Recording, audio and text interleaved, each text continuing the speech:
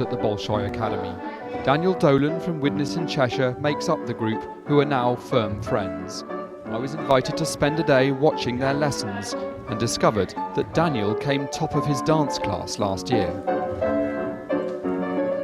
At times you feel like you just want to give up and you don't want to go any further, and you're very tired, and that's what I think makes the difference between some of the world's best ballet dancers and just average dancers. We're taught to go through and push the boundaries and go through our limits, go past when we're tired, work harder, make ourselves stronger, and I think that's what I'm taught to do, and it works. I've never improved so much in my life. Как называют новый стиль XVIII века? Даниэль, как называют? Классический стиль. Это? All the lessons at the Academy are in Russian, so first the three British teenagers have had to learn one of the hardest languages in the world. Фигаво. The two girls have wrestled with homesickness, as well as the Russian, temperatures of -20 degrees centigrade, and the tired muscles. My legs are really sore today. Yeah, you're so tight. But then coming back this year, September 2010, as soon as I landed, whereas last year I landed, I panicked, I cried. This year I landed and I caught Dan's eye and we just started smiling at each other because we were back and we were home. And this is now where we feel comfortable. Just getting into the Bolshoi Academy is an achievement. To do well here opens doors to dance companies everywhere. And the three British teenagers' ambitions have no limits. They aim to be among the leading ballet dancers in the world. Daniel Sanford, BBC News, Moscow. And they talked about being a bit homesick, didn't they? Yes, they did. We'll be talking to Natalie's mum later. And she will be telling us how much she misses her daughter too. Absolutely. Coming up later on the programme. Do you love an apple? Do you love a pear? Keeping you in the family, these are the Secret Sisters. They're from Alabama and they'll be telling us how they're staying true to their country roots. We'll get a taste of their all-American style. Right now, let's go to. We'll go to Chris actually in the Velodrome shortly. Yes. It's the first stadium that's ready. Yes. For the Olympics, which is absolutely brilliant. He's there, and I think he'll be talking to some of the GB cyclists a little bit later too. Yes, and a full news bulletin coming up in a moment. First, the news, weather and travel, where you are.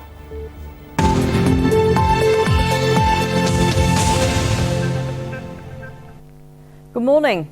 Hundreds of Libyans living in Manchester plan to join a demonstration in London today. Crowds gathered in Manchester city centre last night to protest against Colonel Gaddafi's regime. Gaddafi's son blamed Libyans in Manchester for provoking the unrest in his country. Manchester has the largest Libyan community in Britain, with around 2,000 families living here. Millionaire Albert Goubet, who lives on the Isle of Man, is to receive a papal knighthood tomorrow. It's the highest award a Roman Catholic layperson can receive. He's the founder of Quick Save supermarkets and the Total Fitness gym chain. He's donated profits from his businesses to charity every year. He says it's important to give something back to the community.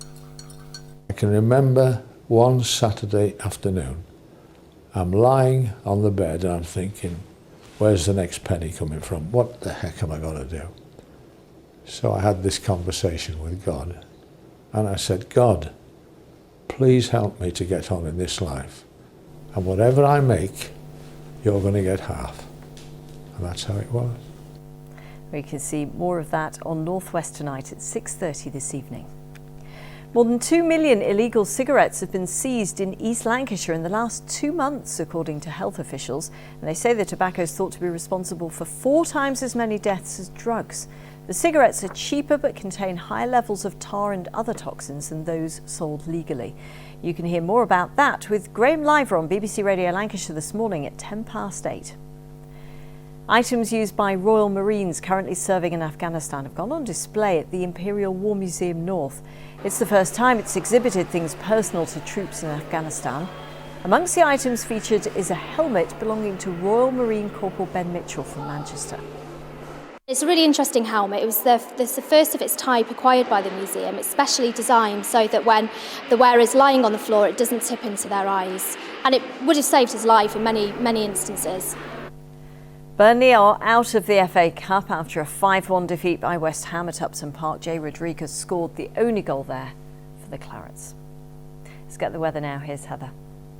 Good morning. Well, there's going to be a lot of cloud around today. Enough to bring us a little bit of drizzle, but there'll be some bright spells as well. Maybe a little bit of mist around to start the day this morning. After that, 1 or 2 showers, mostly for the north of the region and parts of the Pennines. Elsewhere, dry and at times bright. What you will notice is the temperatures not as cold as yesterday at 9 Celsius. Tonight, a band of rain joins us. It moves from west to east, heavy and persistent at times, but again, it's not going to be cold, with temperatures overnight dipping no lower than 4 Celsius. Now, tomorrow morning, that band of rain is still around, but it will gradually clear as we head through the afternoon. Along the coast, I think we're going to see rain coming and going throughout the day, 1 or 2 showers elsewhere as we go through the afternoon. Top temperatures 12 Celsius, so getting milder. If you're on the lookout for dry, bright weather, I think Thursday is your best bet. Largely dry, top temperatures of 13 Celsius. Union Way in Manchester city centre. It's affecting the elevated section westbound near Medlock Street. An accident there. That's it. I'm back in half an hour.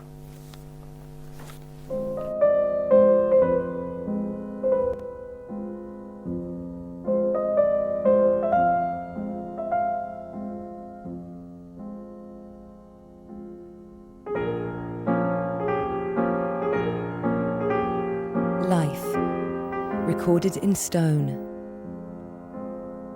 The Golden Ages of British Sculpture continues Wednesday at 9 on BBC4. Hello, good morning. This is Breakfast with Bill Turnbull and Louise Minchin. An earthquake strikes Christchurch in New Zealand. At least 65 people are dead. Many buildings have collapsed. Rescuers are trying to find those trapped under the rubble. It's just huge. It is huge. And you know, the buildings are buildings. The really important thing are the people, and we just don't know if there are people under this rubble. I fear there are.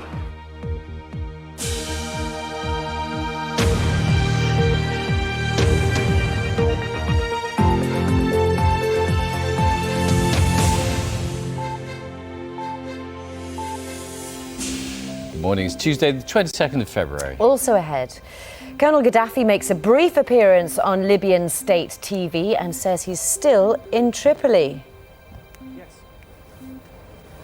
The first Olympic Park venue has completed. The actress Sienna Miller is going to be here to tell us about her latest role. She's back on the stage in London's West End. And we're also going to tell you about the 3 British children studying in Moscow at one of the most prestigious ballet schools in the world. And Carol has the weather, of course. Good morning. It's a cloudy start to the day. It's going to be a cloudy day generally and a damp one with rain, drizzle and showers. Cool once again today, but tomorrow it's going to be that bit milder. I'll have more details in about 15 minutes. Thanks, Carol. First, our main story for you this morning. The New Zealand government says at least 65 people have been killed in an earthquake in the city of Christchurch. Many more are still trapped in damaged buildings. One report says as many as 200. Well, passengers on 2 buses were crushed by falling debris. The quake with a magnitude of 6.3 took place in the middle of the day and caused widespread panic. The earthquake struck at lunchtime when Christchurch was at its busiest. As the earth shuddered, buildings collapsed, filling streets with debris and masonry. Deaths have been reported at several locations. 2 buses are believed to have been crushed, while a youth hostel is disintegrated. Christchurch Cathedral has been badly damaged, along with roads and hospitals. Help is getting to some of those who've been injured, but the scale of the disaster has overwhelmed the emergency services in New Zealand's second biggest city, as the search continues for the missing. It's just huge. It is huge. And you know, the buildings are buildings. The really important thing are the people, and we just don't know if there are people under this rubble. I fear there are. The authorities in Christchurch are warning that this is going to be a very black day for a shaken city. The military has been called in by the government, which has declared a state of emergency. You got no chance. Can you all go back there, please? Thousands of people have poured onto the streets, bewildered and fearing more powerful aftershocks. It's my building. That's our work. That's your workplace. Were you in there at the time? No. You would never have got out. Have you seen people come out of there? No. The damage is said to be far worse than that inflicted by a magnitude 7.1 quake that struck Christchurch last September. New Zealand lies on the notorious Pacific Ring of Fire, a vast area of unpredictable seismic activity. The country experiences more than 14,000 earthquakes each year, but nothing would have prepared the people of Christchurch for this terrifying ordeal. Phil Mercer, BBC News, Sydney. Well, let's get a little bit more information from Phil, who's in neighbouring Australia. And Phil, they really fear that many, many more may be trapped. That's right, and the Prime Minister of New Zealand, John Key, said that this was a community in absolute agony, and he's warning that New Zealand is facing its darkest day, and there are fears that the number of dead that currently stands at 65 will rise. And one of the reasons for that is that we understand that many people are still trapped in the rubble, and we also hear that frantic efforts are continuing as, of course, it begins to get dark in New Zealand's second biggest city. And just tell us about other rescue operations. Are they able to send from Australia, for example? Well, we understand that in Christchurch, the centre of the city is being evacuated. Hospitals across the South Island of New Zealand are clearing patients to make way for the injured. Internationally, Australia is sending search and rescue teams too. So now we're moving into a critical phase of rescuing those people who've been trapped under all of that debris. And of course, this 6.3 magnitude struck at lunchtime when Christchurch was at its very busiest. And what's striking about watching some of these pictures is that these buildings, many of them, were designed to withstand earthquakes. Well, that's absolutely right. And as we've been hearing, Christchurch was hit by a very powerful earthquake 6 months ago.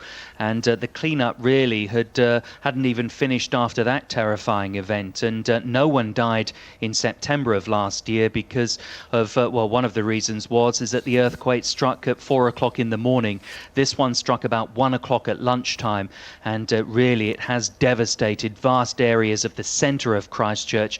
Debris has fallen down and masonry litters the streets, and there have been heartbreaking scenes of survivors just trawling through those damaged streets looking for friends and relatives who are among the missing in Christchurch. Phil Mercer, thank you.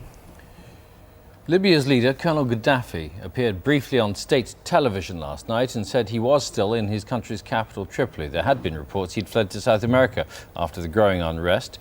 The UN Security Council will meet later today after reports that Libyan troops and warplanes have been used to attack anti-government protesters. Libyan state TV on Monday night. Traditionally, little more than a mouthpiece for Colonel Gaddafi's regime. But this time, the leader himself made an appearance. It was brief and bizarre, but he denied rumours he'd fled Libya to seek refuge in Venezuela in the wake of the unrest sweeping his country. I was talking to young people tonight at the Green Square, but I had to come here to prove that I'm in Tripoli, not in Venezuela, and to refute the malicious rumours made by those wicked channels. Colonel Gaddafi said nothing about the reports that hundreds of ordinary people have been killed by his own troops.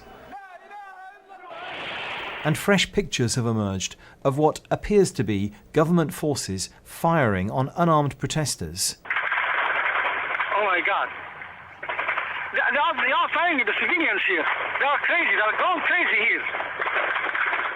It's also been reported that Libyan warplanes have bombed civilian areas, a claim denied by Mr. Gaddafi's son, who said only ammunition depots had been targeted.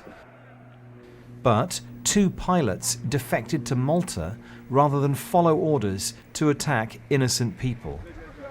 And it's orders like that which have provoked anger from world leaders.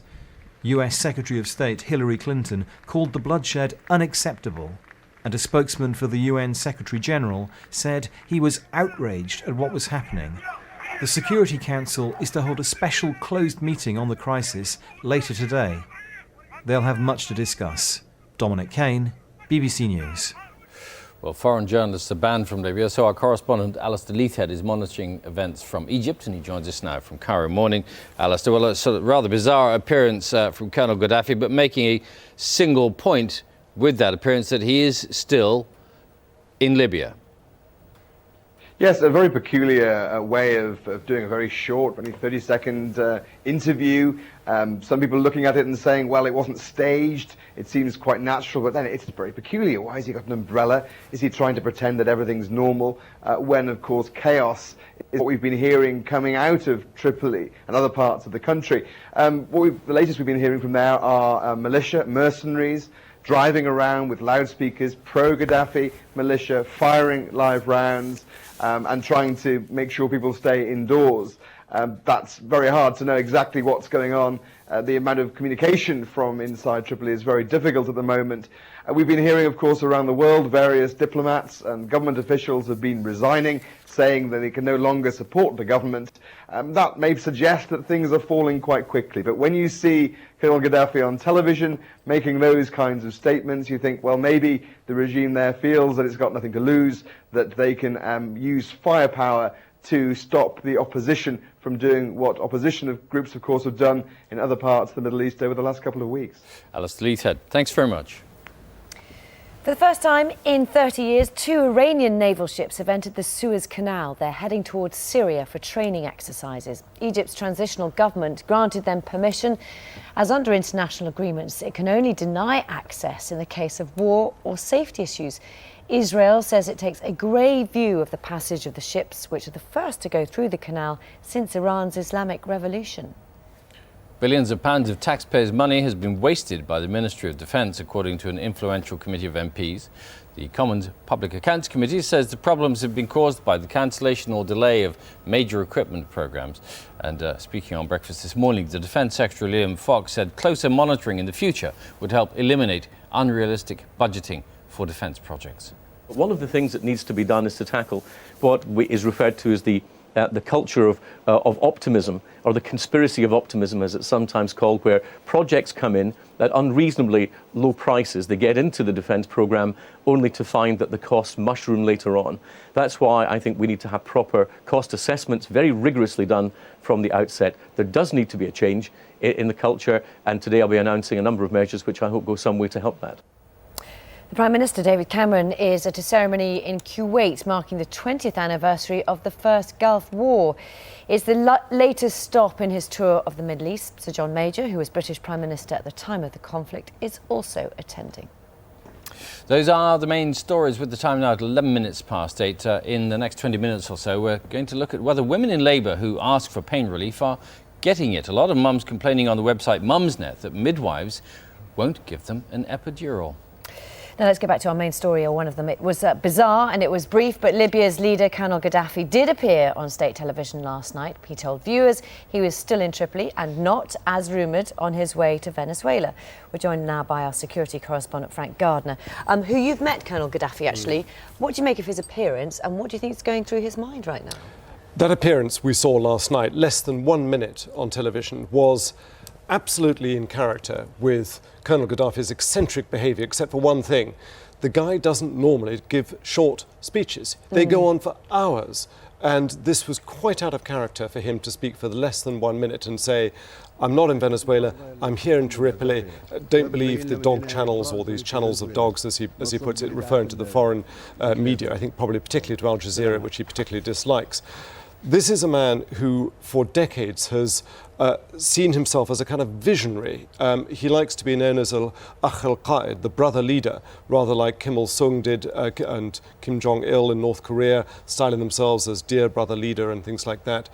He had his Green Revolution, the Green Book. He tried at first to see himself as a kind of leader of the whole Arab world, and then he switched his attention to Africa. I think he will be finding it very hard to believe that those who are opposing him, which is most of the country, are anything other than subversives who are inspired by some kind of foreign plot. I think he genuinely believes that. So what now then? Well, the country is effectively split. In the east, what used to be called Cyrenaica, around Benghazi, Darna, towards the Egyptian border. The protesters, backed by many deserters, are effectively in control of Benghazi, although there are reports of still some clashes and, of course, of air attacks. Tripoli, which is the key to it, that has always been Tripoli and Sirte have been his big power bases. I think that we are likely to see continued clashes, and it's far too early I hope I'm wrong, but I think it's too early to say that it's all over for him, he's finished. Remember how we all said Saddam Hussein in Iraq was finished in March 1991. The Gulf War, Desert Storm had just finished, the Shiites in the south rose up, everyone said, oh, well, Saddam's finished. He lasted another 12 years. Now, I'm not saying that Gaddafi is going to last another 12 years, but I think he is, the fact that Saif al-Islam, one of his sons, has gone on television to say, we'll fight to the last man, the last woman, the last bullet, that means that he's not going to go without a fight, and that the Ahl al-Khayma, the people of the tent, in other words, his inner circle, will probably think their futures are so inextricably linked to his, they've got nowhere to go. Some sort of quite extraordinary things happening sort of over the world, really, with ambassadors changing sides, and then you have those pilots arriving in Malta. What about the tribal leaders as well? How key are they in all of that in the future? They are very key. I mean, Libya, rather like Yemen and rather like Iraq under Saddam, is an intensely tribal country where you've got a strongman leader. In the case of Iraq, it was Saddam. In the case of Yemen, it's President Ali Abdullah Saleh. In the case of Libya, it's Gaddafi. You've got a strongman leader, essentially secular, who carefully plays off the tribes against each other using a mixture of power and patronage. And just tell us as well about the people there, because it's difficult to get information out of Libya, isn't it? And who are the army, or who is going in and making these attacks on people? Do we know? Well, the thing that is really annoying people right across the Arab world is that there are persistent reports of mercenaries being used, of people from Chad, Niger, as far away as Uganda, it's been reported. Very hard to substantiate these, but there are reports of snipers on roofs, of heavy automatic weapons being used, Russian caliber anti-aircraft guns being used, and of course the air attacks. It's been admitted that the Libyan regime themselves have admitted they've bombed air-to-ground targets. They haven't yet admitted that they've bombed civilians, but that's certainly what the kind of user-generated content, the people who are sending in tweets. There is quite a disinformation campaign going on at the moment. The Libyan government, as well as trying to cut off internet and access to the outside world, they're also putting out misinformation, all trying to give the impression that this is entirely a foreign plot. It's either Israel or America or Britain or everybody is trying to destabilise Libya according to that dying regime. OK, Frank, thanks very much. Thank you. Yeah. Time 16 minutes past 8. Still to come on the programme this morning. We're taught to go through and push the boundaries and go through our limits, go past when we're tired, work harder. A punishing routine. We're following 3 British ballet dancers as they make a big impression at Moscow's Bolshoi Academy. Actress Sienna Miller and theatre director Trevor Nunn combine their talents in Flare Path, a new West End theatre production. Time to catch up with the weather first, and here's Carol. Good morning. Once again today it's fairly cloudy more or less across the British Isles, and it's also rather damp. We've got rain, we've got showers, and we've got drizzle, as well as low cloud and hill fog. Now you can see just what I'm talking about. We've got this line of rain in the east, but it will continue to drift off into the North Sea. It will brighten up quite nicely across the northeast of Scotland and the northeast of England, but elsewhere still with the murky conditions. And then later on, a new weather front starts to show its hand in the southwest, just fringing into the far southwest of Cornwall, but the rest of Cornwall at this stage in the afternoon, dry, but again with a lot of cloud. A lot of cloud too across Wales as we head through the afternoon, 9 degrees in Aberystwyth being the maximum temperature here.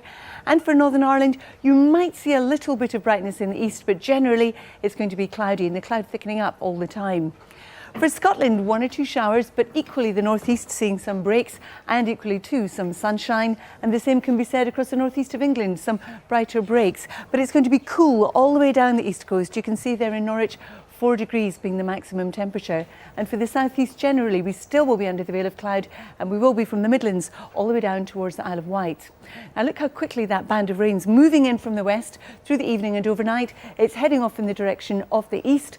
Behind it, we're looking at some milder air coming in. So in the second half of the night, the temperatures will start to rise again in the west. We're looking at 8 as the overnight low in Belfast, but 3 under the rain and still in the cooler air in eastern areas. So we continue with the rain tomorrow, but as the milder air comes in, the snow will start to melt, even on the mountains of Scotland. Couple that with the rain we've just had and the rain coming in once again from the west, and there is the risk of local flooding. But in between these two bands, there'll be drier conditions, but still a lot of cloud with the odd sunny break here and there. And behind in Northern Ireland, we'll see some sunshine and a maximum of 12. But Thursday at this stage is looking much drier, a bit more cloud at times in the south, and also some rain across the northwest where it will also be windy. But look at those temperatures, 12s, 13s and 14. So temperatures going up, Louise and Billy, as we head through the next few days, but they'll go down again as we go into the weekend. All right, thanks very much. Thank you, Carol.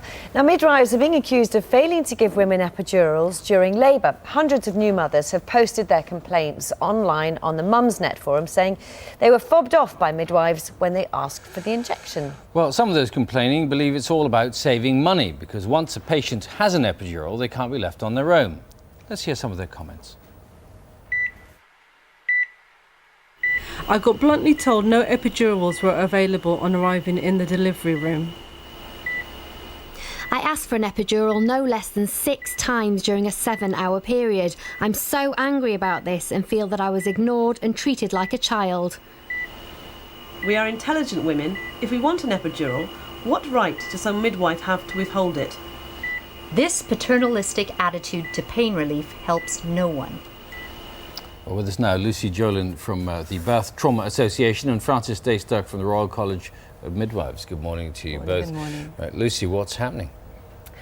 Well, what's happening and what we are hearing at the Birth Trauma Association is that, yes, this is a problem. We hear from many women who are being denied epidurals. We hear from many ladies who are being, as the original poster on the Mumsnet thread said, fobbed off, and we find it very strange. You also have personal experience of not being given an epidural, is that right? What happened to you? I had an epidural, but it was then turned off when I was approaching the 3rd stage of labour. This really was mismanagement. Anyone who's ever been in labour will appreciate that having no pain for several hours and then suddenly being thrust into the 3rd stage of labour is like going from 0 to 60 in a few seconds. It was extremely painful, extremely traumatic. So the problem isn't just with women being denied epidurals, it's being with epidurals being mismanaged. So, Francis, is it the case that midwives on a sort of systemic level are denying epidural injections to women in labour, or is it something else happening? It's really quite strange and really disappointing that we're getting all of these sorts of comments about epidurals in particular. It seems to me to be a breakdown in communication between the woman and her caregivers. And when I read the trail at Mumsnet, 3 things occurred to me. One is there's been a failure, a breakdown of trust between the mother and the midwife. Definitely insufficient dialogue. And woman feeling that she's not been part of the decision making. And I hazard a guess that something similar could play out if it was a woman who didn't want an epidural and felt she had to have this intervention, felt it was forced on her, or a woman who wanted to have a home birth who was then denied it. And it really is all about being honest with women, having that dialogue and hearing what's happening. And it's very disappointing that these are the stories that are coming out. So you sort of talking about it as a breakdown in communication, but it sounds like from what we're hearing at least, a widespread breakdown. What can be done about that? Well, and why is it happening? I don't know why it's happening, but I do think if women were able to have the type of services where they got to know their midwives, small group of midwives, etc., the communication was better, the trust was better, then you wouldn't get these sorts of horror stories. Lucy, isn't the epidural the last stage of pain relief, though? Because you've got gas and air.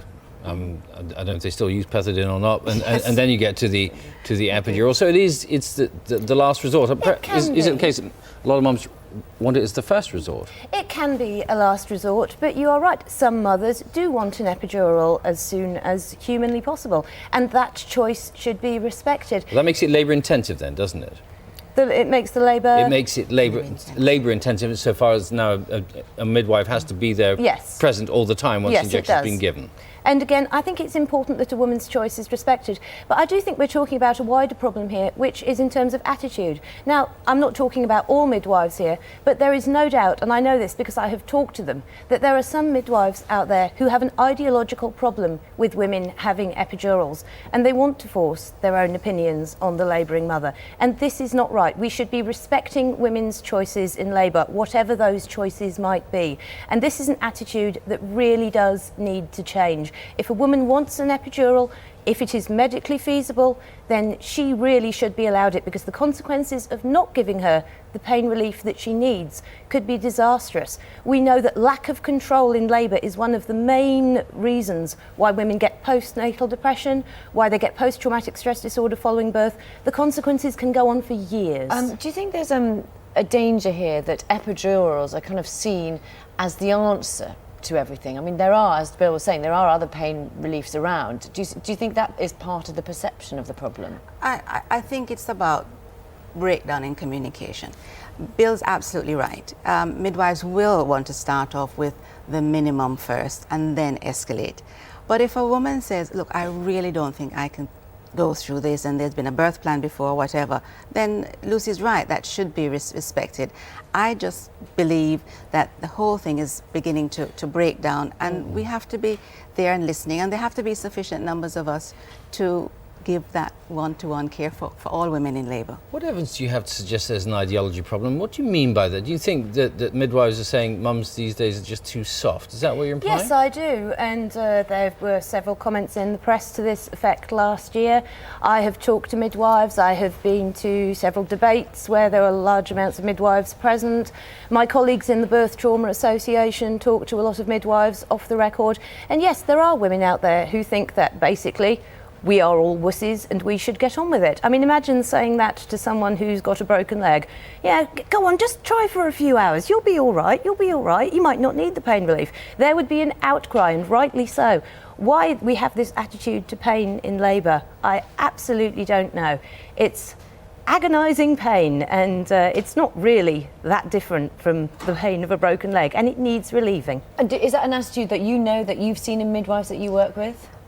I think that's a very rare attitude. A more representative attitude is, you know, let me support you through this. And I really do want to stress that when women know their midwives, that sort of conversation takes place, and we don't end up the sorts of stories that Lucy is talking about. We do know that epidurals can change the physiology of labour and birth, and that's why we will offer that information. But it's about informed choice at the end of the day. We have to leave it there. Thank you both very much. Thank you. Coming up, the BBC News Channel has the latest news from home and abroad. Here on Breakfast, the first Olympic Park venue has been completed. Team GB cyclists get to try out the velodrome this morning. And does Chris get on his bike, we wonder? The answer's no. Security wouldn't let me anywhere near any of these bicycles around here. But doesn't it look fantastic? As you say, the first Olympic Park venue to be completed on time and on budget. It does look pretty fantastic. 6,000 people will be packed here, and the odd Olympic athlete. There's one down there, Victoria. What do you think of it, Victoria Pendleton? Absolutely amazing. Hopefully we'll get a little bit more out of her a little bit later on. But in the meantime, just take in the views of this incredible stadium while you get ready for the news, travel and weather where you are.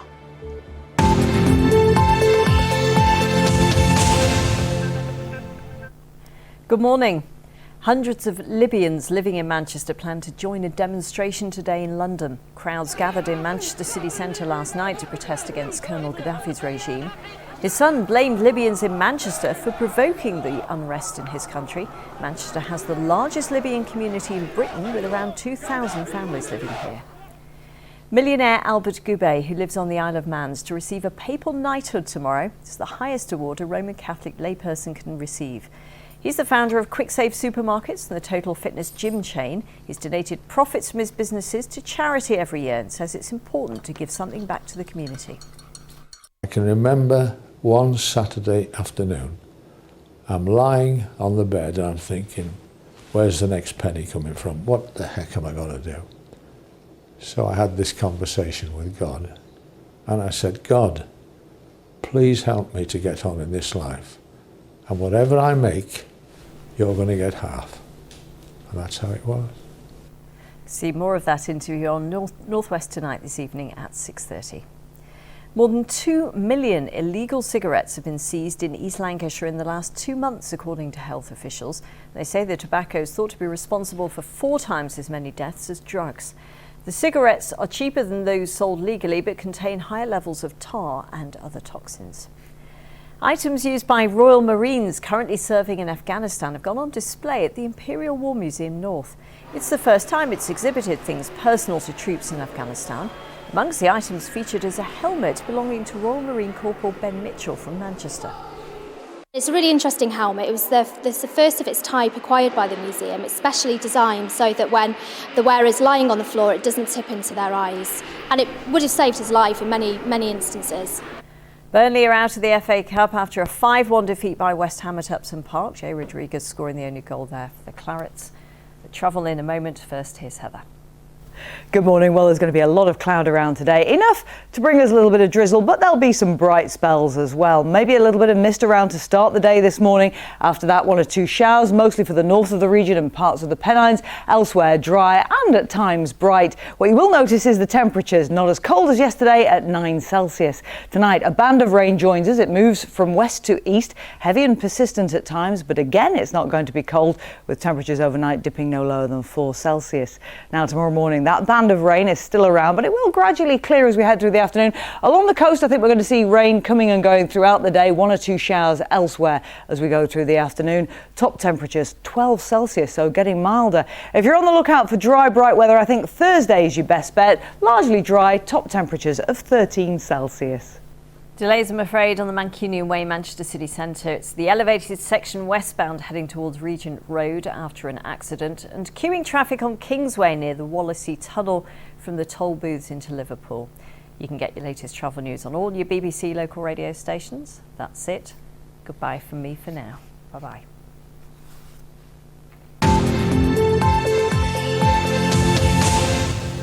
Hello, very good morning to you. This is Breakfast with Bill Turnbull and Louise Minchin. Our main story this morning, the government of New Zealand says at least 65 people have been killed in an earthquake in the city of Christchurch. Many more still trapped in damaged buildings. One report says as many as 200. Passengers on 2 buses were crushed by falling debris. The quake, with a magnitude of 6.3, happened in the middle of the day and it caused widespread panic. Well, the Prime Minister of New Zealand, John Key, said we may be witnessing New Zealand's darkest day. It's a scene of utter devastation. If we had everything on our side at the last earthquake in terms of the timing in the middle of the night where people weren't around, it's been the polar opposite this time. The earthquake struck at 10 to 1. It's been a very busy time. There have been a lot of people about, people at work, people shopping, kids at school, and that has had a very significant impact. And there'll be much more on the earthquake as that story develops throughout the day on the BBC News channel. In the other news for you this morning, Libya's leader Colonel Gaddafi appeared briefly on state television last night and said he was still in his country's capital, Tripoli. There are reports that he'd fled to South America after growing unrest. The UN Security Council will meet later after reports that Libyan troops and warplanes have been used to attack anti-government protesters. For the first time in 30 years, 2 Iranian naval ships have entered the Suez Canal. They're heading towards Syria for training exercises. Egypt's transitional government granted them permission, as under international agreements it can only deny access in the case of war or safety issues. Israel says it takes a grave view of the passage of the ships, which are the first to go through the canal since Iran's Islamic Revolution. Billions of pounds of taxpayers' money has been wasted by the Ministry of Defence, according to an influential committee of MPs. The Commons Public Accounts Committee says the problems have been caused by the cancellation or delay of major equipment programmes. The Defence Secretary, Liam Fox, will today set out measures aimed at tackling the problem. Those are the main stories. Here's what's coming up later in the programme. From the big screen to the stage, Sienna Miller returns to London's West End, this time in a wartime drama, Flashpath, directed by Trevor Nunn. They're both here this morning to talk about it. What would the world be like without adults? A new sci-fi drama features a cast made up entirely of children. The writer and one of the series' stars will be telling us all about it. A very harmonic duo, the Secret Sisters, will be here to let us know what it was like recording their first album in Nashville and how they're taking their love of country music across the UK. Laura and Lydia will be here later. There are only 3 British ballet dancers good enough to train at Moscow's world-famous Bolshoi Academy. We'll speak to the proud mother of one of them. First of all, to the sport, and Chris is at the velodrome on the Olympic site because it's all ready. Morning, Chris. Yes, good morning, Bill. Good morning, Louise. Good morning, everyone. And welcome to the London 2012 Velodrome, the first venue to be completed at the Olympic Park. Not bad, is it? Just have a look at the wide shot. 6,000 people will be packed in here to watch the events, hoping to see Great Britain win a few gold medals, 10 up for grabs in total, and it should be a cracking atmosphere. And apparently the track is very fast indeed, not that they will let me have a go. We'll be talking to Victoria Pendleton, Olympic champion, in just a moment. But let's have a roundup of the rest of the sports news. What's going on today? Well, England begin their World Cup campaign at around 9 o'clock in Nagpur. They're taking on the Netherlands. A new look England team. Andrew Strauss will be opening the batting, we think, with Kevin Peterson. Well, yesterday the holders Australia got off to a winning start against Zimbabwe. As for West Ham, they may be struggling in the Premier League, but they're through to the last 8 of the FA Cup. They thrashed Burnley 5-1 at Upton Park last night to set up a quarter-final at Stoke City. Elsewhere, Chelsea were hoping to reignite their faltering season tonight in their Champions League. They're in Denmark to face FC Copenhagen in the last 16. And civil unrest in the Middle East has taken its toll on sport. Next month's Bahrain Grand Prix has been called off. The first race of the season will now be the Australian Grand Prix on March the 27th. Now, as I said to you, there will be 6,000 people packed in here, hoping and expecting great British success. Of course, we won, I think, about 10 gold medals, or 7 gold medals, I think, in Beijing. Pretty impressive performance. And they keep winning in the World Championships and in the World Cups as well. But here comes Hoy beginning to turn on the style.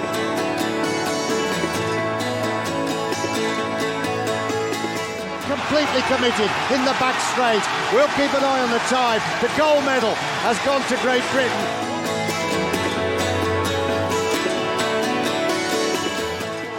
Time in these conditions without a catch, that was quite spectacular.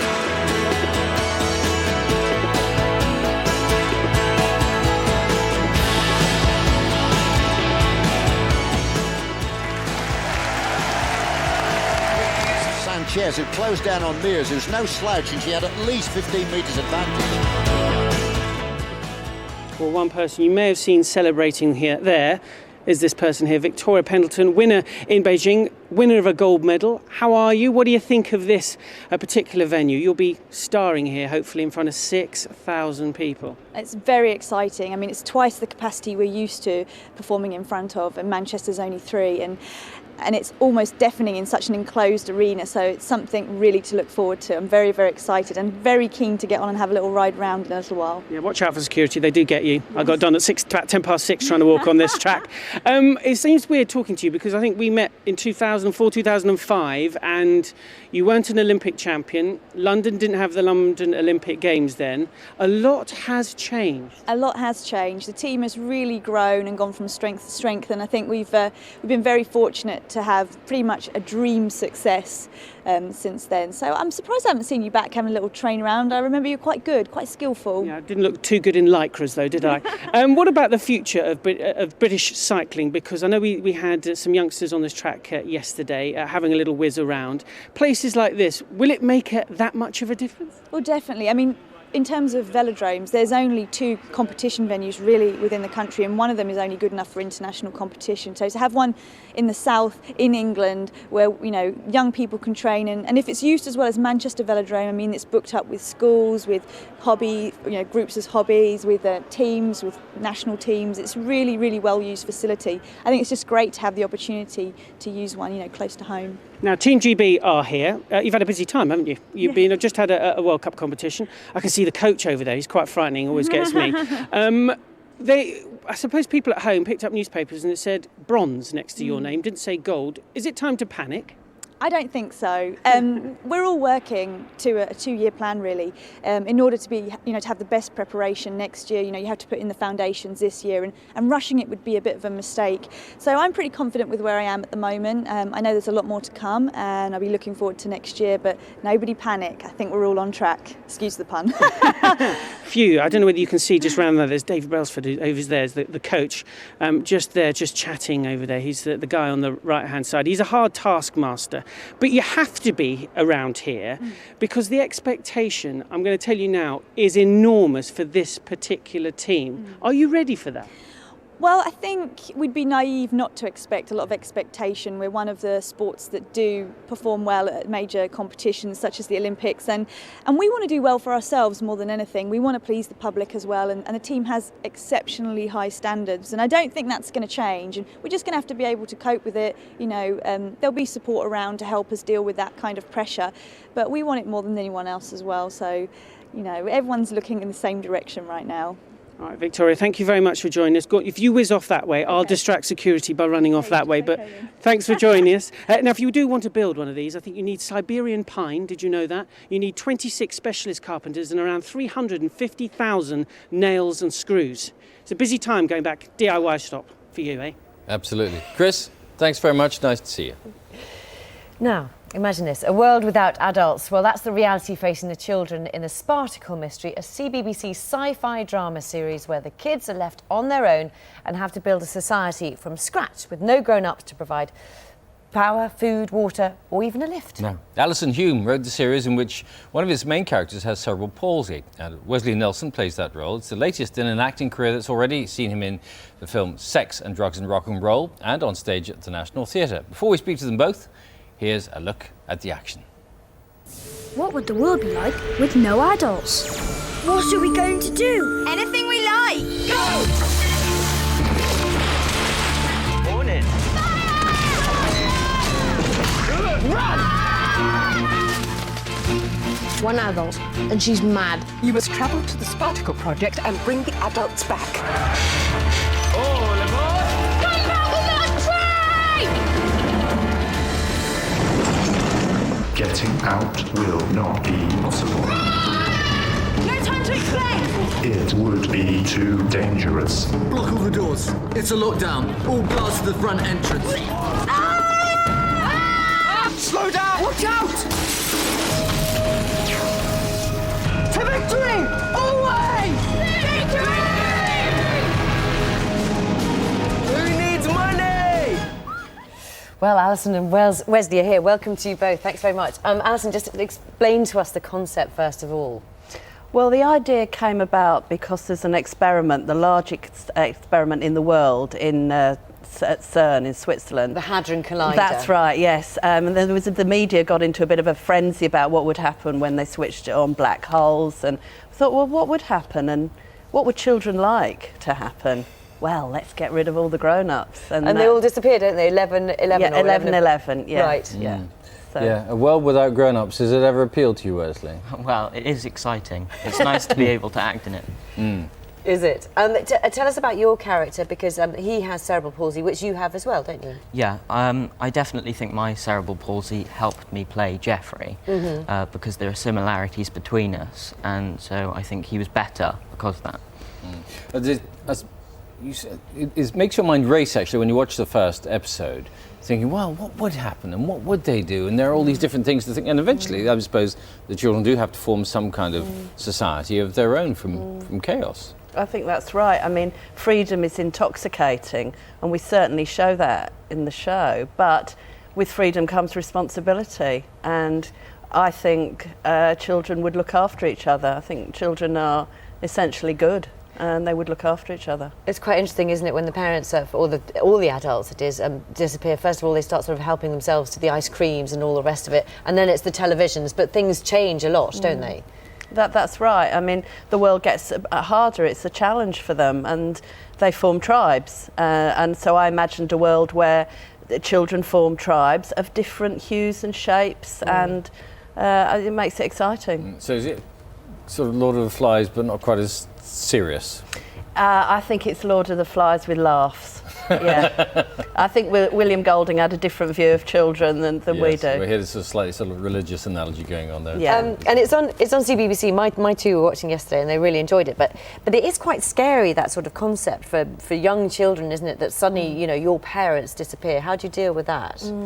Well, I think what we did was we had the younger children, but we had them kind of adopted by older characters, and your character, along with Tia, you're sort of the mum and dad of the city hotel, because we also thought, okay, some of the children have to find out what happened to the adults, but what if you were a child and you thought, well, I don't want to go on, I would like to be safe. So we rebuilt this Garden of Eden, didn't we? You were a bit of a gardener, weren't you? Yeah, because it's kind of the idea of older kids looking after younger children. Yeah. To protect them. Let's take a look at you, Wesley, in I think this is tomorrow's episode. Here we go. You've blown the power. What kind of stupid game needs batteries the size of these mothers? It's not a game. It's my new wheels. What is that? I know. It needs customising. You're draining the power for that. But I need my independence. What's wrong with your chair? It's no good for long distances. Plus, I need a boot. A boot? To put things in. Unless we find a spring in the cabbage patch. Unlikely. We have to cart fresh water from the pump. I want to do my fair share. Please? Okay. Let's go shopping for a new battery and something to charge it with. But first, these have got to go. Like you say, there's the humour as well there. So it's a cast entirely of children. What was that like, Wesley, for you? That was really fun because we could all work together on screen and off screen. We had a lot of fun, and I think that showed when we were filming then. Was there any danger at any point of the children actually taking over when there's so many? Yeah, possibly. Well, you did a bit, didn't you? Running amok. Really? And tell me, because you've been acting since you were quite small, haven't you? Yeah. When I was 6, I started some local drama workshops, and then I did my first TV drama when I was 8. Wow. So the grown-ups of all this disappeared. The intriguing idea is, where have they all disappeared to? Well, we can say that because it's already been on one of the episodes, but they are in a parallel dimension. I hope they're having a nice time. I always think a parallel dimension might be quite a nice place to go, but you can't be sure, can you? Well, you can't be sure, but I think there'll be a lot of parents by the end of half term be thinking, I wish I was in a parallel dimension. Exactly. So the inspiration came from the Hadron Collider. Yeah. And then how come you just wanted children? Well, because not only have all the adults disappeared in this imagined world, but I think children, they like watching themselves on screen, free of the shackles of adult intervention. I mean, when you're a kid, all you want to do is do your own thing. So this is a big version of that. Well, let's see what happens then when an unwanted visitor arrives on the scene. The old oak door creaked eerily. It was only as she left that she realised. Yeah, Frankie. Really funny. It's an animal. Where's the water gun? Can't go out there. What if it's escaped from the zoo? What if it's a lion? It can smell dinner. It's gonna eat us. No, our dinner. I said veggie, but you insisted on pepperoni.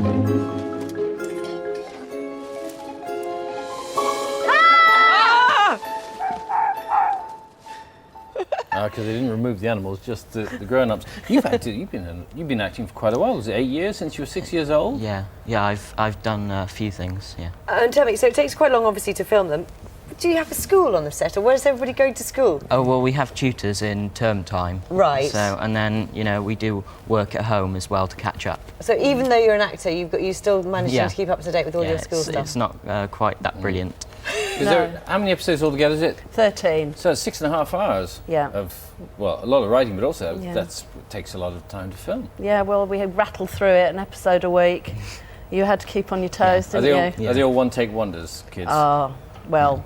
All of us. We were all brilliant. Oh, you're very good. Lovely to see you. Thank you very much. And you can watch The Spartacle Mystery Mondays to Thursdays. It's at 6:20 p.m. on the CBBC channel. Thrilling stuff it is too.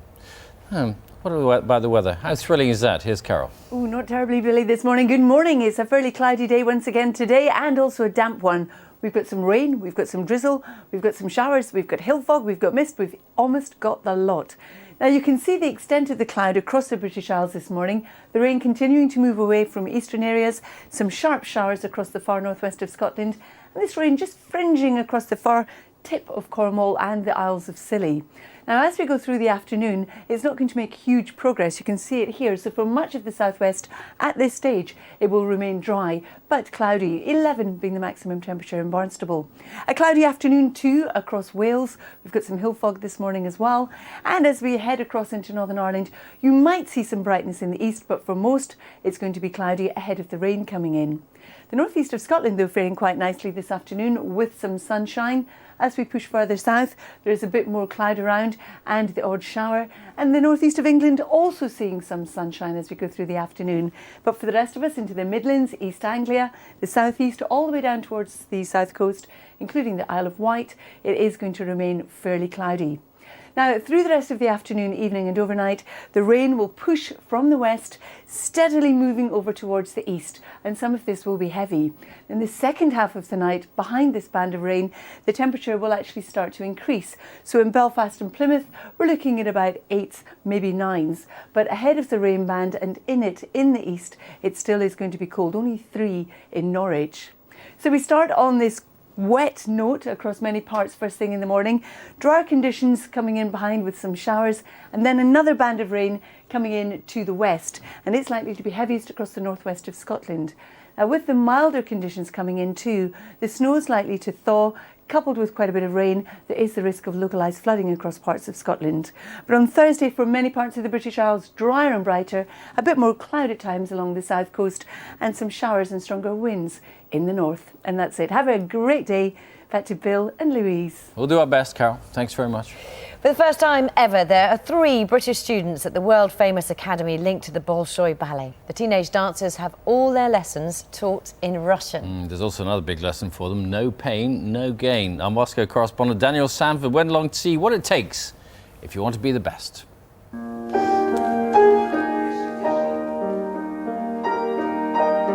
It is quite simply the toughest place in the world to learn to dance. Natalie Carter and Hayley Stobo are just 18 and 17 years old and put their bodies through agony every day. Learning to dance here is absolutely out of this world. It's nothing I've ever experienced ever. My ballet teacher has made me find muscles in my body that I never knew existed.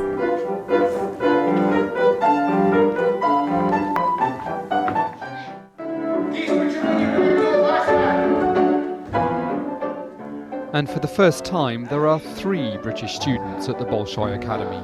Daniel Dolan from Widnes in Cheshire makes up the group, who are now firm friends. I was invited to spend a day watching their lessons and discovered that Daniel came top of his dance class last year. At times you feel like you just want to give up and you don't want to go any further, and you're very tired, and that's what I think makes the difference between some of the world's best ballet dancers and just average dancers. We're taught to go through and push the boundaries and go through our limits, go past when we're tired, work harder, make ourselves stronger, and I think that's what I'm taught to do, and it works. I've never improved so much in my life. Как называют новый стиль 18 века? Даниэль, как называют? Классический стиль. All the lessons at the academy are in Russian, so first the 3 British teenagers have had to learn one of the hardest languages in the world. The 2 girls have wrestled with homesickness, as well as the Russian, temperatures of minus 20 degrees centigrade, and the tired muscles. My legs are really sore today. Yeah, you're so tight. But then coming back this year, September 2010, as soon as I landed, whereas last year I landed, I panicked, I cried. This year I landed and I caught Dan's eye and we just started smiling at each other because we were back and we were home. And this is now where we feel comfortable. Just getting into the Bolshoi Academy is an achievement. To do well here opens doors to dance companies everywhere. And the 3 British teenagers' ambitions have no limits. They aim to be among the leading ballet dancers in the world. Daniel Sanford, BBC News, Moscow. Oh, those stretches, though. I get quite a amazing, twinge aren't in my they? back just looking at them. Natalie Carter's mum, Sue, is here with us now. Clearly, they're inspirational children, these. Let's start at the beginning. How did she get chosen to go there in the first place? Gypsy Booth is the school that she was at. Actually belongs to ARPTA, which is the Association of Russian Ballet. Right. And they hold master classes. And Svetlana, who was a former prima ballerina at the Bolshoi, came over, gave a master class, and said at the end of the class, I think Natalie ought to submit a DVD. We didn't think anything of it really, and we did. We submitted an amateur DVD, and as I can say, the rest is history. You must be terribly proud. I am proud, yes. Apprehensive, but very proud. And I understand she not only did her friend come top of his class, she came top of her class last year. Yeah, she got top grades, and they actually gave her a 5+ for one of them because she was so good at character, I think it was. It's a huge challenge for them. One, to be abroad. Two, to be at such an exceptional school, and then three, to learn everything in Russian. I mean, that's an enormous task. It's a big challenge, but Natalie rises to a challenge. Dan rose to a challenge, and I'm sure Hayley will pick up the Russian soon. It's early stages for Hayley, and she's panicking a little over the Russian, but it will soon click. It took about 4 months for Natalie to actually click the language. I mean, because it is a very difficult language. So they have ballet classes in Russian, and do they learn what education as well? To have in the normal mornings lessons? they have about 2 hours of Russian, and then they have their ballet lessons come early afternoon and into the evening. So, and once they have completed that, how long does the training go on for? It's 3 years. They're all on a 3-year course. What happens after that? Basically, in the 3rd year, they will then audition for ballet companies, and hopefully they will all get a role with a ballet company. Could they get into the Bolshoi? Most probably not the Bolshoi, because Bolshoi don't accept internationals, but there's no reason why they couldn't get into other companies, other international companies. And what do you hope? Do you hope that she comes back here and dances the Royal Ballet, or what would you like to see? Yeah, I just want my daughter to be happy, so wherever she decides to be, then we'll go with it. I mean, after 3 years being away, I'm sure if she's in Germany or even America or somewhere, you know, we can go visit and things like that. You kind of climatise yourself, but wherever she's happy. Never easy though when you hear that your child is homesick. No, not by telephone. You can't give them a hug.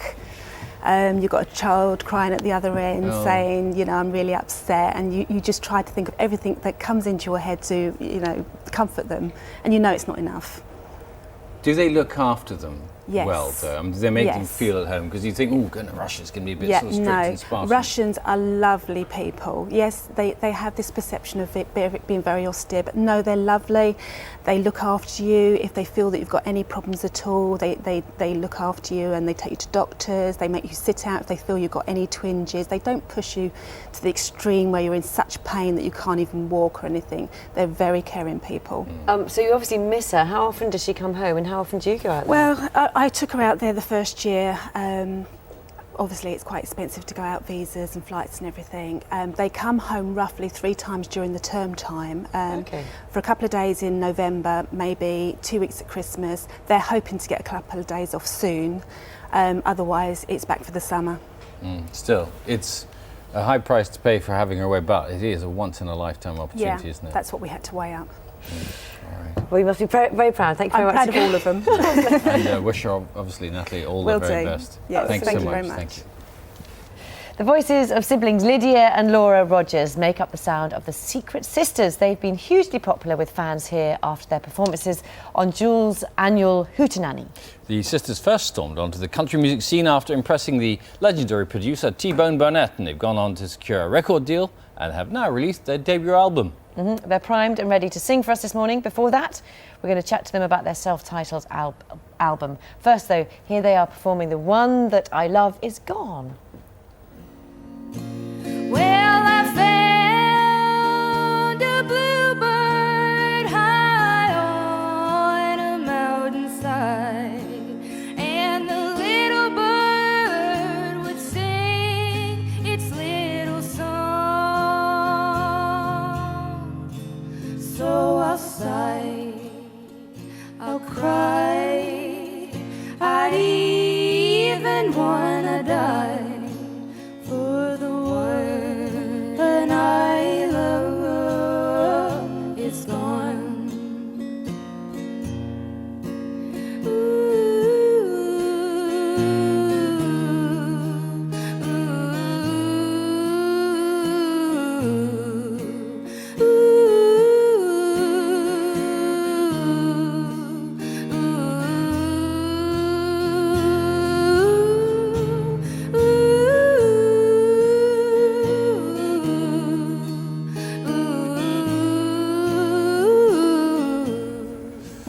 strumming along to themselves, they were actually, the Secret Sisters, Lydia and Laura. Thanks very much for joining us this morning. Thanks for having us. It's great to be here. What's the secret? Why the secret? Well, we always say that we were the secret. We kind of just walked out of rural Alabama onto the music scene, and I don't know, this is something we hadn't really been planning on. This wasn't like a career goal, it just kind of landed in our laps. So we're the secret, I guess. And have you always sung together? Have you always sung country as well? Not all country, but we have always sang together since we were very, very young. We grew up in a church that didn't use any musical instruments at all, so we had to learn how to harmonize and read shape notes, and so that's a lot of where the sound came from. Don't tell me you were sitting on your daddy's porch singing songs. Basically, yeah, it was that cliche. That's where it came from. How is it? You mean it sort of came as a surprise that you've had this success? I mean, do you not mean to perform professionally? No. Where did it all come from? I don't think it wasn't something we were grooming ourselves for. We always loved music and enjoyed it, but I don't think either of us ever really thought that what we could do was something that the So public when did you would start want. performing publicly then? How did that all Last begin? June. Really? Basically, yeah. As a duo, June of Yeah. last year. And were you spotted, or how did it work? There was an audition in Nashville in October of 2009, and we both went and tried out separately. We didn't even think to perform together, but they liked our voices, and as we were walking out of the audition, they wanted us to sing together, and the rest is history. And you hadn't sung together before then? I mean, we had like at in the home, privacy of our own but never homes, live, but- never like in front of a crowd. It was always just for fun and private. It was always just a hobby. It wasn't something that was, really a goal. It's been crazy. Just Well, really it has been, crazy. because if it June last year before. Last Last year, year. 2010 was our first real About performance. 8 as months ago. And now you're on tour. Yeah. Now we're on tour in Europe. It's wonderful. And tell us about recording the album as well, because I understand a lot of it you did in one take, did you? Yes, a lot of it. A lot of them. It was done in about 2 weeks. It was very, very short, but we wanted to be very, very true to the era of 50s music. We recorded all to tape, and we were Singing into very... the same microphone, all these old, expensive microphones that cost more than, houses in Alabama. But you went onto tape. You didn't do digital. No, we wanted it to be very, era specific. And I mean, a lot of the takes, we would do 1 or 2 takes of the song and then just be done with it. And the imperfections that came out in the recording, we left them because, we're people, we're not machines. Yeah. And so sometimes people are imperfect. But yes, have you done a vinyl edition of your music? Yes, we have. Really? Yes, it's on vinyl. That was going to be the catch. Yes, that was the first goal, I think. Was to get it And on why vinyl. that era particularly? You say it's 50s. We really relate to that type of music. We grew up listening to it when we were younger. Our grandfather was in a group called the Happy Valley Boys when he was growing up, and so we were just always exposed to that type of music. I suppose also it helps if you're both singing into the same microphone, because you get sort of a closer union rather than two standing separately going That's into other very mics. true. It's true. It's hard to do, like in a live setting, it's pretty hard to sing into the same mic, but in the studio, everything you hear was just both of us at the very same time. We didn't do any separate tracking with the vocals. It was pretty, it kind of made us be on top of our game. You have to try to do your best. Is this a sensitive question? Who's the lead singer? Oh, it's not a sensitive question. I She tend is, to take the usually. lead parts. Lydia's got this great range. I'm more mid-range with my vocals, and Lydia kind of just goes all over the place like a little songbird, and I just kind of stumble through it. You must be pretty close in age. Yes. Yes, I'm 2 years 22. apart. She's 24. Okay. Yeah. Is there a sort of telepathy thing going on at all when you're performing? Sometimes, I guess. I think it's just kind of innate that we grew up together and we've sung together so many times just for fun that we just know what the other's going to do. Yeah, we can read each other pretty well. And who writes the music then? Or you? We both do. You do? Yeah, I'm typically the lyric person, and she'll do the melody and the harmony, and so we got a good dynamic, I guess. We hope to write more for the next record. We're already kind of thinking ahead. That's good. And you say you sort of got spotted in Nashville. Nashville's so important musically. The number of artists we have, we had Gilbert O'Sullivan in here yesterday. I don't know if you're familiar. He's a very famous pop singer from the 70s here. He recorded his album in Nashville as Tennessee. well. Really? And Absolutely. we had one of the Allman Brothers, the surviving Allman Brothers, Oh, in here yes, last week. He's Greg. from Nashville. Absolutely. And so it's just absolutely, a music capital in a sense, isn't it? Oh, and tell us about, so you're on tour here, how have the audiences been? And they've been wonderful, Very, so very receptive. responsive here. It's been Yeah. a really, really cool. Just cool really thing to watch. into it. I don't know. It's so different than the American crowd, but I mean it's Different in what sense? Just quieter. Quieter and More just conservative. it's like they sit and they take in everything that you do, and you're like you don't know if they like it, and then when you're done they roar and they love it. No you know? whooping. No, they're very calm. It's And like what they want about- to hear everything. Because you're quite, it strikes me quite young to be in this particular Yes. music genre. Yes. How does it Very. feel doing it? It feels good. I think we both Are just people like surprised? it. Maybe. I think they are. Not many kids our age are listening to this Yeah. kind of music, but Okay. it's just something we really relate to.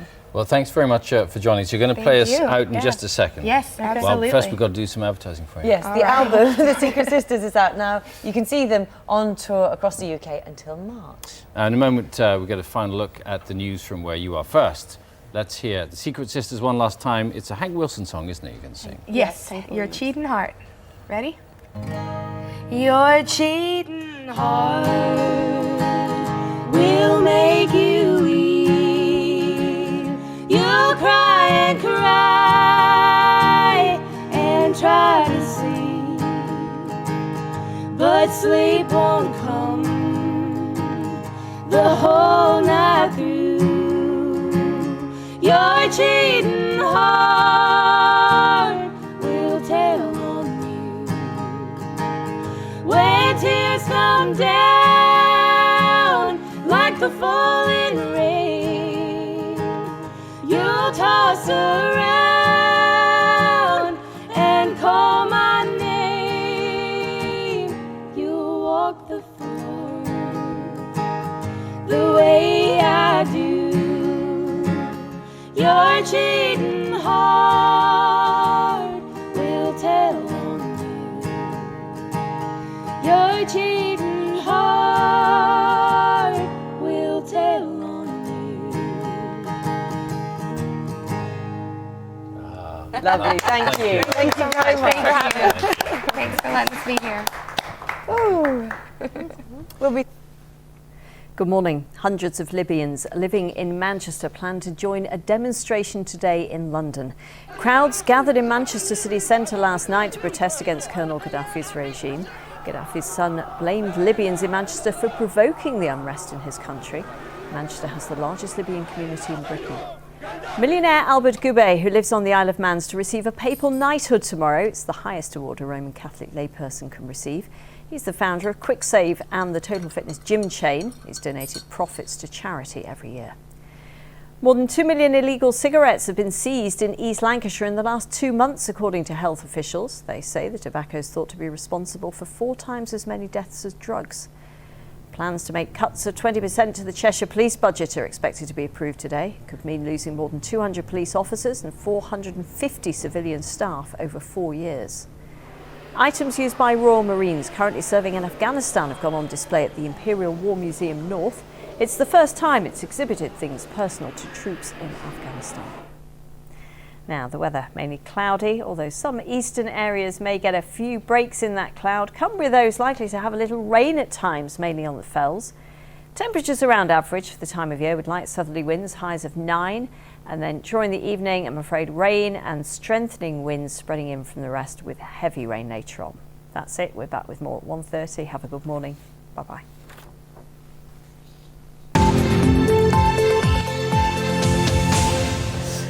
Hello, welcome back. It's got all the ingredients of a classic wartime drama: love, loyalty, emotional turmoil and fear, as well as a film star actress playing the lead role. Well, in his first production as artistic director at London's Haymarket Theatre, Trevor Nunn directs Sienna Miller in a new play called Flare Path, and they're with us now to tell us more. Good morning to you both. Good morning. This is actually sort of quite an old play, isn't it, in a certain sense? Yes, it was written in 1942, 41. I think he wrote it in 41. Yeah. Terence Rattigan was, along with Noel Coward, absolutely the most famous dramatist and successful dramatist of his generation. And this year is the centenary of Rattigan's birth, and so there are going to be a number of Rattigan plays that are going to be in the West End and around the country. So we're pretty excited that we are launching that celebration. So Sienna, tell us the story. What's it about? Well, it's against the backdrop of the Second World War, and it focuses on the people who were in the Bomber Command, which was an incredibly vital part of the war effort, and they've really never got they've never really got what they deserve, the recognition. There's never been a memorial to the achievements of Bomber Command. I mean, the average age of the pilots and the gunners and the navigators who flew with Bomber Command was 22. And their chances of survival, they knew ahead of time, was somewhere slightly less than 50-50 as they went on these missions night after night. And the death toll in the end, 55,000 of them were killed in missions, and yet there has never been a memorial to that achievement. Because it's controversial territory for some because of the damage that they wrought on the civilian population, but that was, they were doing their duty. Indeed, they were carrying out policy, and it was policy that probably shortened the war by something like a year. It just is strange that a moral judgment from a later generation has been visited upon them. So that's the backdrop, and then amidst that there are wonderful characters. I am the wife of a Bomber Command pilot who is in a slightly controversial situation where she's in love with someone else at the same time. Who then appears. James Purefoy. James Purefoy and the wonderful Sheridan Smith is also in this. She has a wonderful part of a girl who was a barmaid who is referred to as a countess because she has married a Polish pilot, and the Polish pilot was a count when he was in Poland, and therefore she is now a countess. It's a wonderful bit of Rattigan comedy, but you know the play is almost like a Chekhov play. That it's at times wonderfully funny, at times deeply moving.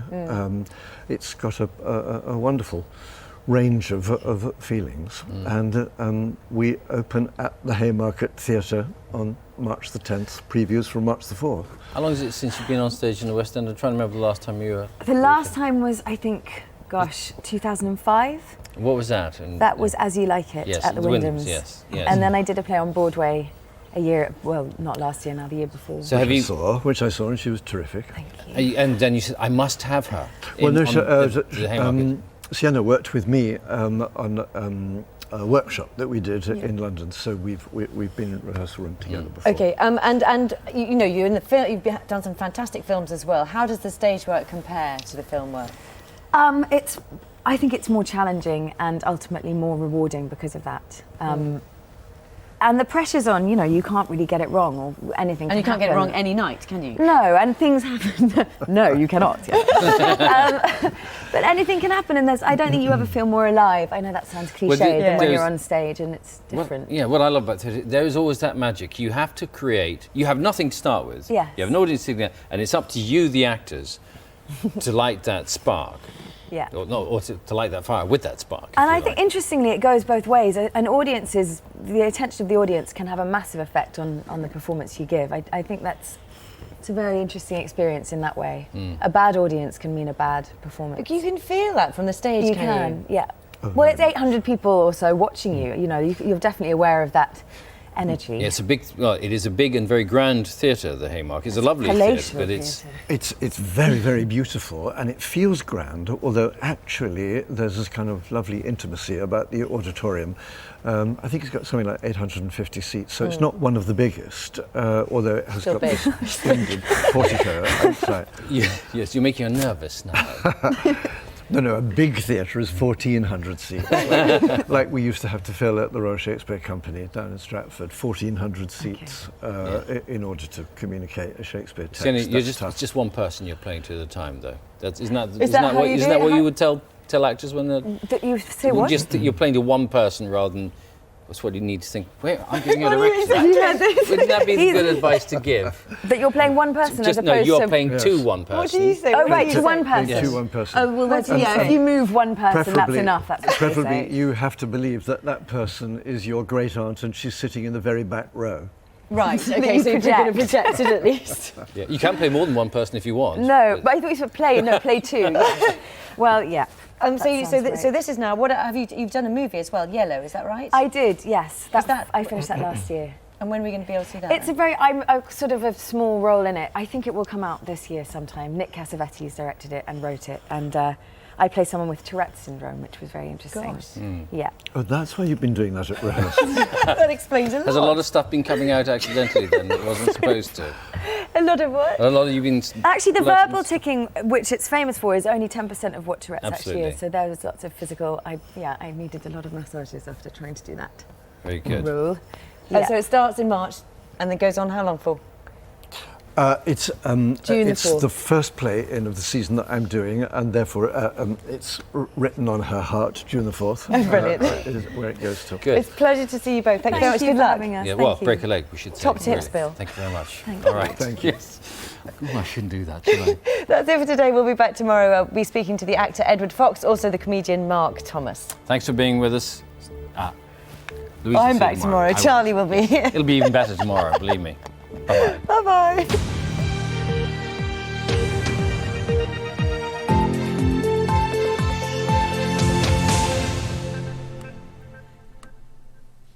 Uncovering the life of a supermodel of the 1940s, it's a touch of glamour for the air hunters. Next this morning.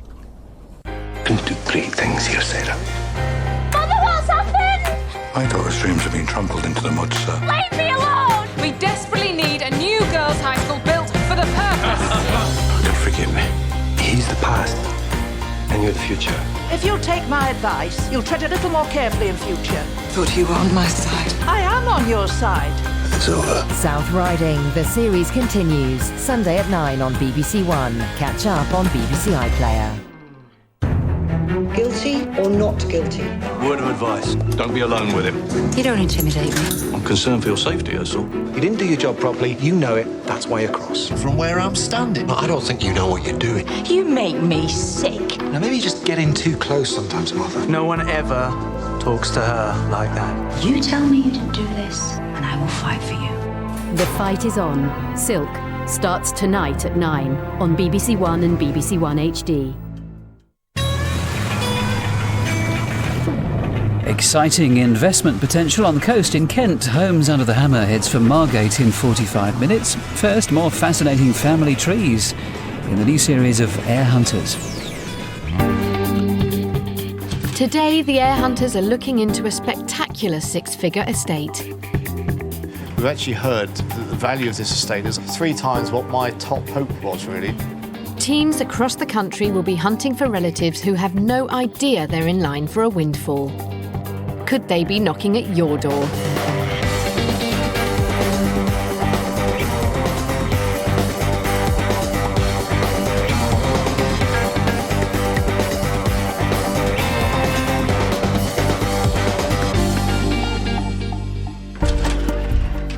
On today's show... Wow, that's amazing. The Air Hunters uncover the case of Britain's first international supermodel. It appears that the deceased was indeed a really famous model in her day. Who graced the catwalk in the 1940s. And the team unravels the story of a wartime exile whose life was secret, even to his family. I think it was so traumatic for him. That's why he was a loner, and didn't divulge very much to anybody. Plus how you could be entitled to unclaimed estates where beneficiaries still need to be found. Could you be in line for an unexpected windfall?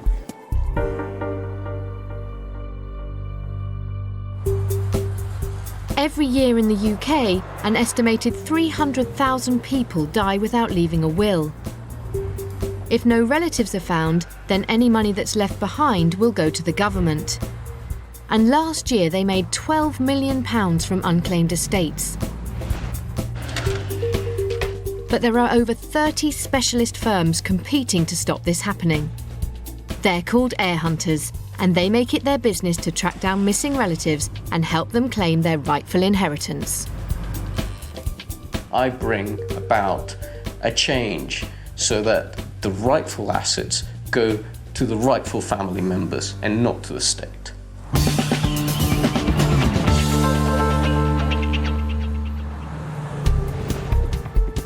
It's Thursday morning, and the Treasury list was released just hours ago.